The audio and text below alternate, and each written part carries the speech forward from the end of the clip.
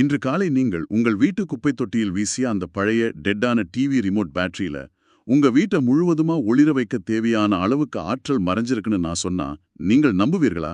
கண்டிப்பா நம்ப மாட்டாங்க. ஏன்னா அது சாத்தியம் இல்லைன்னு தான் நாம நினைச்சிட்டு இருக்கோம். ஆமா, அதாவது ஒரு செத்துப்போன பொருளா நீங்க நினைச்சு தூக்கி எறிஞ்ச ஒண்ணு உண்மையில ஒரு முடிவில்லாத ஆற்றலை தன்னுள் உறங்க வச்சிருக்கிற ஒரு பிரம்மாண்டமான சக்தி மூலமா இருந்தா எப்படி இருக்கும்? அந்த ஆற்றலை திறக்க நமக்கு ஒரு குவாண்டம் சாவி மட்டும்தான் தேவை அப்படின்னா அது மனிதகுல வரலாற்றையே மாற்றியமைக்கக்கூடிய ஒரு தருணமா இருக்கும் இல்லையா? அது மனித வரலாற்றை மட்டும் மாத்தாது. நாம இத்தனை வருஷமா பள்ளிக்கூடங்கள்லயும் பல்கலைக்கழகங்கள்லயும் படிச்சுட்டு வந்த அடிப்படை இயற்பியல் விதிகளையே வேறெடுத்துணும்னு சொல்லலாம். கரெக்ட். பொதுவா ஒரு பேட்டரியோட மின்னழுத்தம் குறைஞ்சிடுச்சுன்னா அதோட வேதியியல் வினை முடிஞ்சிடுச்சு, இனி அதுல இருந்து எந்த ஆற்றலையும் எடுக்க முடியாது அப்படிங்கிறது தான் நாம இதுவரைக்கும் நம்பிட்டு வர கிளாசிக்கல் அறிவியல். ஆமா. ஆனா இப்போ அந்த வரையறைகளை உடைச்சு பிரபஞ்சத்தோட ரகசியங்களை ஒரு சின்னஞ்சிறிய கார்பன் குச்சிக்குள்ள தேடுற ஒரு பயணத்தை தான் நம்ம இன்னைக்கு பார்க்க போறோம். உங்களுக்காகவே பிரத்யேகமா தரவுகளை திரட்டி அதை உங்களுடன் விவாதிக்கும் இந்த ஆழமான அலசலுக்கு உங்களை அன்புடன் வரவேற்கிறோம். இன்று ஏப்ரல் 18, 2026. நாம ஒவ்வொரு முறையும் பல்வேறு சுவாரஸ்யமான தலைப்புகளை உங்களுக்காக எடுத்துட்டு வர்றோம். ஆனா இன்னைக்கு நம்மிடம் உள்ள தரவுகள் சற்றே உணர்வுபூர்வமானவை. ஆமா, அதே சமயம் அறிவியலோட உச்சக்கட்டத்தை தொடுபவேன்னு கூட சொல்லலாம். கண்டிப்பா. இங்கிலாந்தின் ஹெட்ஃபர்ட்ஷயர் பல்கலைக்கழகத்துல ஆஸ்ட்ரோபிசிக்ஸ் படிச்சுட்டு வர்ற இயல் அப்படிங்கிற ஒரு வெளிநாட்டு மாணவிக்கும் இந்தியாவில் இருக்கிற அவரோட தந்தைக்கும் இடையே நடக்கிற உரையாடல்கள் தான் இவை. யூடியூப்ல நீர் மருத்துவம் 942 அப்படிங்கிற சேனல்ல வெளியான ஒரு உரையாடலையும் அதை சார்ந்த சில ஆய்வு குறிப்புகளையும் தான் நாம இன்னைக்கு ஆழமா பார்க்க போறோம். இதுல ஒரு சுவாரஸ்யம் என்னன்னா, ஒரு புறம் உலகத்தையே மாற்றக்கூடிய குவாண்டம் அறிவியல் தேடல் நடக்குது. ஓஹோ. மறுபுறம் பாத்தீங்கன்னா இங்கிலாந்துல உயிர் பிழைப்பதற்கே போராடுற ஒரு மாணவியின் அன்றாட வாழ்க்கை நடக்குது. இந்த ரெண்டு துருவங்களுக்கு இடையே உள்ள முரண்பாடு தான் இந்த தரவுகளை மிகவும் சுவாரஸ்யமாக்குது. நிஜமாவே இது ஒரு பெரிய முரண்பாடு தான். சாதாரண இண்டக்ஷன் அடுப்ப வச்சுக்கிட்டு ஒரு ஒற்றை அறையில நடக்கிற இந்த விவாதம் ஆற்றல் பற்றாக்குறை அப்படிங்கிற உலகளாவிய பிரச்சனைக்கு ஒரு மிகப்பெரிய தீர்வை முன்வைக்குது. சரி, இதை நாம் விரிவாக பிரித்து பார்க்கலாம். அன்றாட வாழ்வில் நாம தூக்கி எறிகிற ஒரு சாதாரண பொருள் எப்படி இயற்பியல் விதிகளையே கேள்விக்குள்ளாக்குது அப்படிங்கறதா என்னோட முதல் ஆச்சரியம். அது எப்படி நடக்குதுன்னு பாத்தீங்கன்னா, ஒரு நிமிஷம், அந்த டேட்டாவை சொல்லிடுறேன்.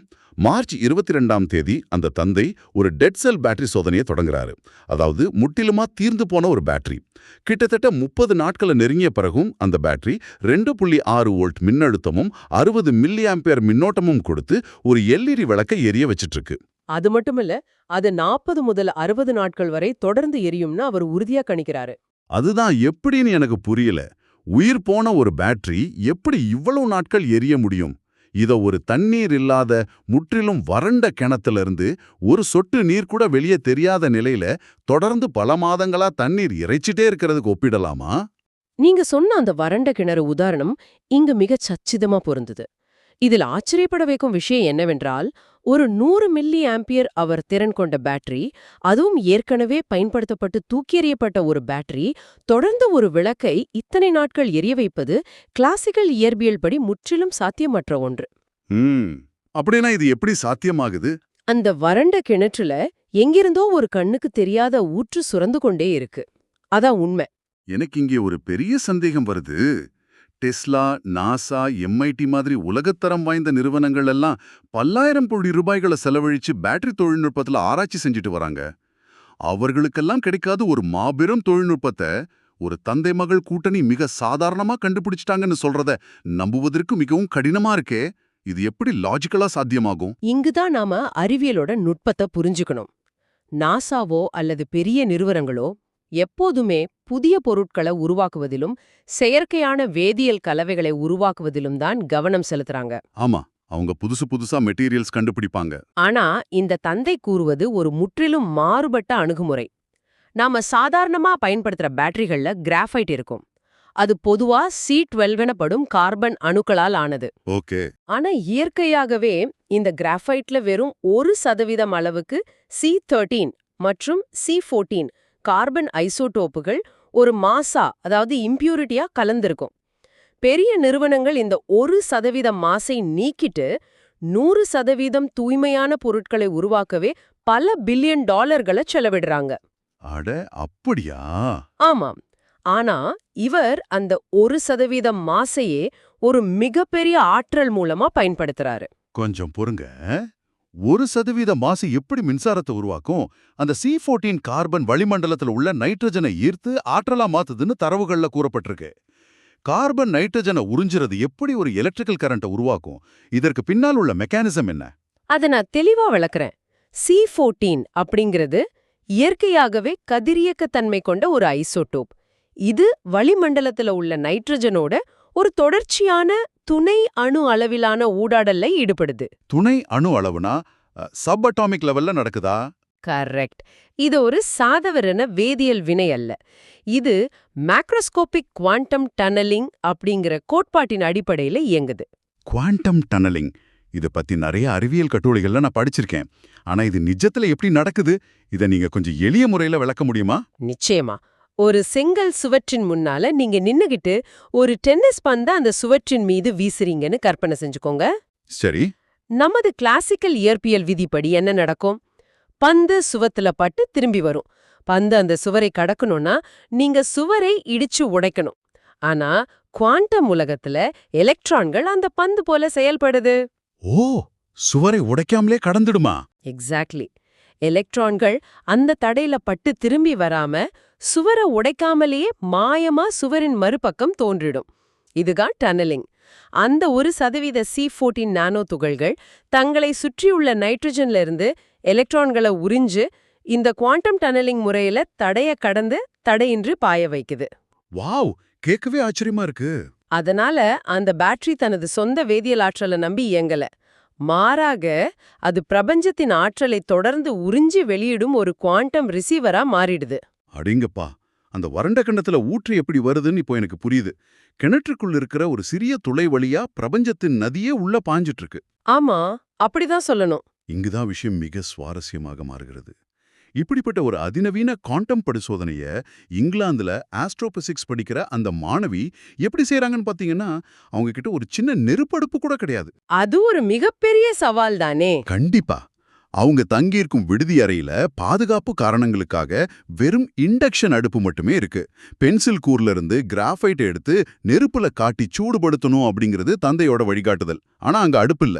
அறிவியல் சோதனைக்கு அடிப்படை தேவையான நெருப்பு கூட இல்லாத ஒரு சூழ்நிலையில எப்படி இந்த குவாண்டம் டனலிங்க சோதிப்பது? அதற்காக அந்த தந்தை ஒரு மாற்று வழியே சொல்றாரு. புதிய எவரடி பேட்டரியை உடைச்சு அதிலிருந்து 5 சென்டிமீட்டர் நீளமுள்ள கிராஃபைட் குச்சியை நேரடியாக எடுத்து பயன்படுத்த சொல்றாரு. பல கோடி ரூபாய் மதிப்பிலான ஆராய்ச்சிகள் நடக்கும் ஒரு சர்வதேச பல்கலைக்கழகத்துல படிக்கும் மாளவி தன் அறையில ஒரு 25 ரூபாய் பேட்டரியை உடைச்சு உலகை மாற்றும் பரிசோதனையை செஞ்சுட்டு இருக்காங்க. இது உண்மையிலேயே ஆச்சரியமான விஷயம்தான். ஒரு நிமிஷம் சிந்திச்சு பாருங்க. ஒரு சாதாரண எவரடி பேட்டரி குச்சியை எடுத்துச் சென்று அந்த பல்கலைக்கழக பேராசிரியர்களிடம் காண்பித்தால் அவர்கள் இதை ஏத்துக்குவாங்களா? இது வெறும் பிதற்றல்னு நிராகரிக்க மாட்டாங்களா? பேராசிரியர்கள் நிச்சயமா சந்தேகப்படுவாங்க. ஆனா அந்த தந்தையிடம் ஒரு அசைக்க முடியாத நம்பிக்கை இருக்கு. இந்த கிராஃபைட் குச்சியை எடுத்து புதிய டியூராசெல் அல்லது ஜெல் பேட்டரிகள்ல வச்சா அது உடனடியாக 3000 முதல் 6000 மில்லி ஆம்பியர் ஹவர் வரை திறனை பெற்றுவிடும்னு அவர் வாதிடுறாரு. ஓஹோ, அந்த அளவுக்கு கெப்பாசிட்டி அதிகமாகிடுமா? ஆமா, சாதாரணமா சில மாதங்கள்ல தூக்கி எறியப்படும் பேட்டரிகள் இதன் மூலம் 3 முதல் 5 ஆண்டுகள் வரை உழைக்கும் என்பது அவரோட கணிப்பு. இந்த சோதனையின் 3 மாதிரிகளை செய்து ஒன்ற மாணவி தன் குறிப்புகளுக்காக வச்சுக்க சொல்றாரு. மற்ற 2 என்ன செய்ய சொல்றாரு தெரியுமா? பல்கலைக்கழகத்தோட எலக்ட்ரிக்கல் மற்றும் எலக்ட்ரானிக்ஸ் துறைகளுக்கு அன்பளிப்பா கொடுக்க சொல்றாரு, அதுவா? ஆமா, உலகத்தரம் வாய்ந்த ஆராய்ச்சியாளர்களுக்கே அவங்க இதுவரை அறிந்திராத ஒரு குவாண்டம் பேட்டரிய அன்பளிப்பாக கொடுக்க சொல்றது ஒரு அபாரமான தன்னம்பிக்கை. கண்டிப்பா. இதை தவிர அவங்க செய்யற மற்றொரு சுவாரஸ்யமான ஆய்வும் தரவுகள்ல இருக்கு. அது எக்ஸ்பான்ஷன் மற்றும் கான்ட்ராக்ஷன் சோதனை. வெறும் தண்ணீரை கொண்டு அவங்க இதை செய்யறாங்க. ஒரு நிமிஷம். தண்ணீர் விரிவடைவதும் சுருங்குவதுமா? இது எப்படி மின்சாரத்தை உருவாக்கும்? சூடான தண்ணீர் ஆவியாகும், குளிர்ந்தால் பனிக்கட்டியாகும். இதிலிருந்து எப்படி ஆற்றலை எடுக்க முடியும்? இத தெர்மோடைனமிக்ஸ் அடிப்படையில நாம புரிஞ்சுக்கணும். ஒரு மூடிய இறுக்கமான கொள்கலனுக்குள் தண்ணீரை அடைத்து வச்சு அதை சூடுபடுத்தும் போதும் குளிர வைக்கும் போதும் அந்த நீர் மூலக்கூறுகள் மிக கடுமையான இயற்பியல் அழுத்தத்தை உருவாக்குது. பிசிக்கல் பிரஷர் உருவாகுதுன்னு சொல்றீங்க. கரெக்ட். தண்ணீர் சூடாகும்போது விரிவடைந்து வெளிப்புறமா அழுத்துது. குளிரும்போது சுருங்கி ஒரு வெற்றிடத்தை, அதாவது ஒரு வேக்யூமா உருவாக்குது.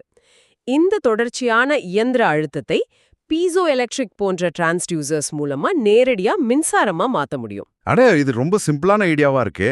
ஆமா, சுற்றுப்புறத்துல ஏற்படும் சாதாரண தட்பவெப்பநிலை மாற்றங்களையே பேட்டரியை சார்ஜ் செய்யும் ஆற்றலா மாத்துற ஒரு முயற்சி இது. ஒரு பக்கம் பேட்டரியில உள்ள மாசுகளை பயன்படுத்தி குவாண்டம் டனலிங், மறுபக்கம் தண்ணீரின் விரிவை வச்சு மெக்கானிக்கல் எனர்ஜி.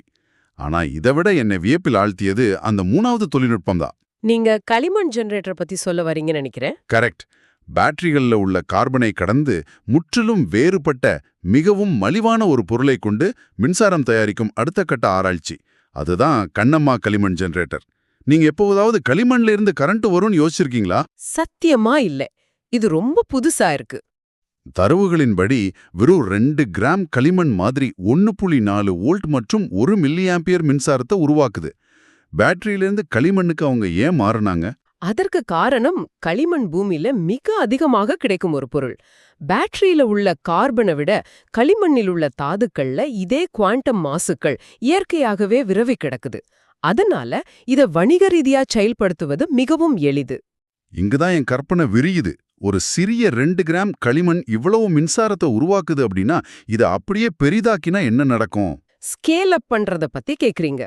ஆமா, இதை ஒரு அடுக்குமாடி குடியிருப்பு கட்டுறது போல அடுக்கி கொண்டே போக முடியுமா? ஒரு செங்கலுக்கு பதிலா ஒவ்வொரு வீட்டிலையும் ஒரு களிமண் பிளாக்கை பயன்படுத்தினா ஒரு முழு நகரத்துக்கே எந்த ஒயரும் இல்லாம மின்சாரம் கொடுக்க முடியுமா? நீங்க கேட்பது மிகச்சரியான ஒரு ஒப்பீடு. அந்த அடுக்குமாடி குடியிருப்பை போலவே இந்த களிமண் ஜெனரேட்டரும் ஒரு சாண்ட்விச் வடிவமைப்பை கொண்டுள்ளது. சாண்ட்விச் வடிவமைப்புனா எப்படி இருக்கும்? இதோட கட்டமைப்பு 3 அடுக்குகளை கொண்டது. நடுவில் அந்த 2 கிராம் களிமண், ஒரு பக்கம் நுண்துளைகள் கொண்ட செராமிக் அலுமினா, மற்றொரு பக்கம் அலுமினியம் பிளேட். இது மின்சாரத்தை கடத்தும் எலக்ட்ரோடா செயல்படுது.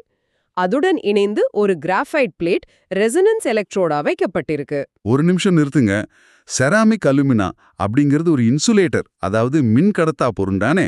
ஆமாம், அது இன்சுலேட்டர் தான். அப்புறம் ஒரு இன்சுலேட்டர் எப்படி மின்சாரத்தை உருவாக்கும் அல்லது கடத்தும்? மின்சாரத்தை தடுத்து நிறுத்துறது தானே அதோட வேலை. இங்கே உங்க லாஜிக் இடிப்படுதே. அங்கதான் நாம கிளாசிக்கல் இயற்பியல் செய்யும் தவறை சேரும். செராமிக் ஒரு இன்சுலேட்டர் தான். ஆனா இது ஒரு சாதாரண பேட்டரியோ கெப்பாசிட்டரோ அல்ல. இது ஒரு கெப்பாசிட்டர் பேட்டரி ஹைபிரிட். ஓ, ரெண்டும் கலந்த ஒரு கலவையா? கரெக்ட். களிமண் மற்றும் அந்த சிராமிக் தட்டுகளில் உள்ள மிக நுண்ணிய துளைகளுக்குள் நாம முன்பு பார்த்த அந்த குவாண்டம் டன்னலிங் நடக்குது. இது அவங்க கிளே லாட்டிஸ் ரெசனன்ஸ் அப்படின்னு அழைக்கிறாங்க. அதாவது அந்த நுண்துளைகள் வழியா எலக்ட்ரான்கள் ஒரு குவாண்டம் பாய்ச்சலை நிகழ்த்துகின்றனன்னு சொல்றீங்களா? ஆமா, அந்த சிராமிக் தடைய எலக்ட்ரான்கள் உடைத்து கொண்டு செல்லல. மாறாக களிமண்ணில் உள்ள ஐசோடோப்புகளின் கதிரியக்க தூண்டுதலால எலக்ட்ரான்கள் அந்த நுண்துளைகளுக்குள் ஒரு குவாண்டம் கிணறை உருவாக்கி இன்சுலேட்டருக்கு மறுபக்கம் மாயமா தோன்றி மின்னோட்டத்தை ஏற்படுத்துது. வாவ், கேட்கவே பிரமிப்பா இருக்கு. இப்போ உங்களோட அந்த அடுக்குமாடி குடியிருப்பு கேள்விக்கு வரேன். இந்த தொழில்நுட்பத்தை ஒரு சிறிய போஸ்ட்கார்டு அளவுக்கு பெரிதாக்கினால், அதாவது நீங்க சொன்னது போல அடுக்குகளை அதிகரித்தால் 10 வோல்ட் மின்னழுத்தத்துல 10 ஆம்பியர் மின்னோட்டம் கிடைக்கும்னு சொல்றாங்க. ஒரு போஸ்ட்கார்டு சைஸ்ல 10 ஆம்பியரா? ஆமா, ஒரு சிறிய போஸ்ட்கார்டு அளவிலான அமைப்பு 10 ஆம்பியர் ஆற்றலை கொடுக்கும்னா இத ஒரு கட்டிடத்தின் அளவுக்கு கொண்டு சென்றால் என்ன ஆகும்னு நினைச்சு பாருங்க. இதனாலதான் இந்த ஆராய்ச்சிக்கு ஒரு நோபல் கோரிக்கை வைக்கும் அளவுக்கு இது தகுதியானதுன்னு குறிப்புகள்ல மிகவும் ஆணித்தரமா பதிவு செய்யப்பட்டிருக்கு. அப்படி என்றால் இதற்கெல்லாம் என்ன அர்த்தம்? ஒரு புறம் உலகத்தையே புரட்டி போடக்கூடிய பல பில்லியன் டாலர் மதிப்புள்ள நோபல் பரிசு வாங்க தகுதியான கண்டுபிடிப்புகள். இது மட்டும் முழுமையா வெற்றி பெற்றால் ஆற்றல் தட்டுப்பாடு அப்படிங்கிற ஒரு வார்த்தையே மனிதாகராதியில் இருக்காது. நிலக்கரி தேவையில்லை, பெட்ரோல் தேவையில்லை. ஆனா இந்த பிரம்மாண்டமான அறிவியல் கனவுகளுக்கும் இங்கிலாந்துல அந்த ஆஸ்ட்ரோபிசிக்ஸ் மாணவி சந்திக்கும் யதார்த்த வாழ்வியலுக்கும் உள்ள முரண்பாட்டை பார்க்கும்போது எனக்கு மனம் மிகவும் கணக்குது. உண்மைதான். நோபல் பரிசு வாங்கும் அளவிலான குவாண்டம் இயற்பியல் பற்றி விவாதிக்கும் அதே நபர், அதே மாணவி, இங்கிலாந்துல உள்ள ஒரு கேர் ஹோம்ல முதியவர்களை கவனித்துக் கொள்ளும் பகுதி நேர வேலைக்கு செல்றாங்க. அதுவும் ஒரு மணி நேரத்திற்கு வெறும் 13 பவுண்டுகள் சம்பளத்திற்காக. இது எவ்வளவு பெரிய முரண்! இதை ஒரு பரந்த கண்ணோட்டத்தோட இணைத்து பார்த்தால் அறிவியல் தேடலின் பின்னால் உள்ள வலி உங்களுக்கு புரியும். தரவுகள்ல உள்ள உரையாடலை நீங்க கூர்ந்து கவனிச்சிங்கன்னா அந்த மாணவியோட தற்போதைய பொருளாதார நிலை மிக மோசமா இருப்பதை உணரலாம். அது ஏன் திடீர்னு அப்படியாச்சு? ஈஸ்டர் விடுமுறை காரணமாக அந்த கேர் ஹோம்ல உள்ள நிரந்தர பணியாளர்கள் விடுமுறை பணத்திற்காக கூடுதல் வேலை நேரத்தை எடுத்துக்கிட்டாங்க. இதனால நம்ம மாணவிக்கு வேலை நேரம் கடுமையா குறைக்கப்பட்டுடுச்சு. ஓ, அதனால வருமானம் குறைஞ்சிடுச்சா? ஆமா. வழக்கமா மாதம் 800 பவுண்டுகள் சம்பாதிச்சு தன் செலவுகளை பார்க்கும் அவங்களுக்கு இந்த ஏப்ரல் மாதம் கிடைத்தது வெறும் 150 பவுண்டுகள் மட்டுமே. 150 பவுண்டுகளா? இங்கிலாந்து போன்ற ஒரு நாட்டுல 150 பவுண்டுகளை வச்சுக்கிட்டு ஒருவர் எப்படி உயிர் வாழ முடியும்? வீட்டு வாடகை, உணவு, போக்குவரத்து என எல்லாவற்றையும் அந்த தொகைக்குள் எப்படி சுருக்கிக் கொள்ள முடியும்? அது ரொம்ப கஷ்டமான விஷயம்தான். ஒரு பக்கம் பிரபஞ்சத்தின் ஆற்றலை உறிஞ்சும் குவாண்டம் பேட்டரி கணக்கு, இன்னொரு பக்கம் சாப்பாட்டுக்கான மழை பட்டியல் கணக்கு. அது மட்டுமில்ல, அவர் எதிர்கொள்ளும் வேலை பழுவை நினைத்து பாருங்க. இரவு ஷிஃப்ட் வேலைய முடிச்சிட்டு அதிகாலை 5 மணி வரை கண் விழிச்சு பல்கலைக்கழகத்துக்கான ஆய்வு ரிப்போர்ட்டுகளை எழுதுறாங்க அந்த மாணவி. ரெஸ்ட் எடுக்கவே நேரம் இருக்காதே. மீண்டும் காலை 7:30 மணிக்கெல்லாம் தன் அடுத்த வேலையை தொடங்கணும். மே 7ஆம் தேதி வரை இந்த தூக்கமில்லாத கடுமையான நெருக்கடி நிலை தொடரும்னு அவங்க சொல்றாங்க. ஆனா இந்த உச்சக்கட்ட நெருக்கடியிலும் அந்த தந்தை கொடுக்கும் ஊக்கம்தான் இங்கே கவனிக்கத்தக்கது. அவர் என்ன சொல்றாரு? இரவு பகலாக உழைத்தால்தான் எதையும் சாதிக்க முடியும்னு தொடர்ந்து தன் மகளுக்கு ஒரு ஆசானா, வழிகாட்டியா ஊக்கம் கொடுக்கறாரு. பொதுவா தகப்பன்கள் பிள்ளைகள் கஷ்டப்படுறத பார்த்தா வேலையை விட்டுட்டு வந்துடும் தான் சொல்லுவார்கள். ஆனா இந்த தந்தையின் குரல்ல ஒரு துளி கூட சோர்வு இல்ல. மகளோட வலி அவருக்கு புரியுது. இருந்தாலும் அவங்க அடைய வேண்டிய இலக்கு அதைவிட பன்மடங்கு பெரிது என்பதை அவர் ஆழமா நம்புறாரு. சரியா சொன்னீங்க. மன்னிக்கவும், உண்மையில அது வெறும் நம்பிக்கை மட்டுமல்ல, அது ஒரு தொலைநோக்கு பார்வை. அவங்களோட நோக்கம் வெறும் ஒரு பேட்டரியை எரிய வைப்பதோ அல்லது பல்கலைக்கழகத்துல ஒரு பட்டத்தை பெறுவதோ அல்ல. வேற என்ன அவங்களோட இறுதி இலக்கு? எதிர்கால விண்வெளி நாகரிகங்களுக்கான எனர்ஜி ஹார்வெஸ்டிங் முறையை உருவாக்குவதுதான் அவங்களோட இறுதி இலக்கு. செவ்வாய் கிரகத்திற்கோ அல்லது ஆழமான விண்வெளிக்கோ மனிதர்கள் செல்லும்போது அங்கு மின்சாரம் தயாரிக்க பூமியிலிருந்து பெரிய ஜெனரேட்டர்களையோ பல டன் நிலக்கரியையோ நாம எடுத்து செல்ல முடியாது. ஆமா, அது சாத்தியமில்லாத ஒண்ணு. அதனால நாம குப்பையில் வீசப்படும் எலக்ட்ரானிக் கழிவுகளிலிருந்தும் அங்கிருக்கும் மண்ணிலிருந்தும் குவாண்டம் டன்னலிங் மூலம் முடிவில்லாத ஆற்றலை அங்கேயே உருவாக்கும் இந்த தொழில்நுட்பம் எதிர்கால மனித குலத்திற்கே ஒரு வரப்பிரசாதமா அமையும். அற்புதமான ஒரு சிந்தனை. அந்த பிரம்மாண்டமான இலக்கிற்கு முன்னால இந்த அன்றாட தூக்கமின்மையும் பவுண்டுகளின் தட்டுப்பாடும் ஒரு சிறிய கடந்து போகக்கூடிய தடையாகவே அவங்களுக்கு தெரியுது. உண்மையிலே இது ஒரு சிலிர்ப்பான பயணம். இன்னைக்கு நாம என்னவெல்லாம் பார்த்தோம் என்பதை சற்று ஆழமா அசை போட்டு பார்ப்போம்.